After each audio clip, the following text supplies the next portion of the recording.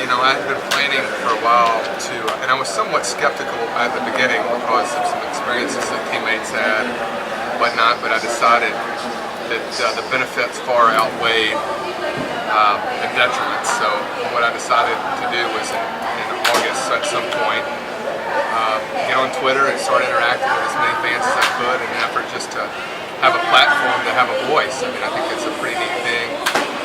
It's a neat kind of format to be able to use in order to, you know, say something significant. First class, you know, and I had some reservations at the beginning, and of course, you know, I haven't yet been on Twitter after a poor outing, so we'll see. We'll see, but you know, my hope is that eventually the thread will transcend just, you know, a basic Mets fan type of thread. So although I like talking about baseball, I have you know, many more passions than just baseball. Yeah, I've got all kinds of good plans. I've got some plans. We just started with the 10-minute topics and whatnot. Yeah, Star Wars one was good. Even though I'm not a big Star Wars fan, like it, you know, sitting and listening. That's all right. I don't hold that against you. It's all right. But yeah, there's a lot of, you know, and I'm also going to use Twitter to, I've got a book, a memoir coming out in April, so that will help facilitate that.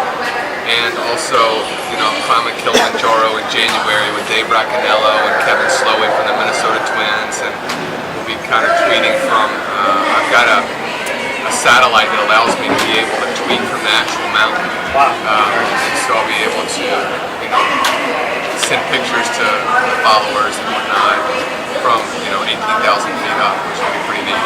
So, are you planning on going back down to Cuba this year? I want to go back down to Cuba. I'm going to see, from a time standpoint, I've also got 4 kids, you know, so. Congratulations on that. Yeah, I appreciate that. I appreciate that. And so we'll see what I have time for, but that will definitely be my priority to be all season with my family. So if Kilimanjaro is the only trip I feel like, you know, in fairness to them, is the one I take, and that'll be the one I take this year, and we'll go back to Cuba the next year. But the organization that I'm a part of goes in 3 or 4 times in the all season, so I'll have an opportunity if I can do that. How do you train for something like that? Yeah, it's a good question. You know, I think just being in, you know, it's great for me because being in good shape for the start of spring training is really what you can do at sea level, unless you can get to like Colorado Springs or Colorado or high altitude training.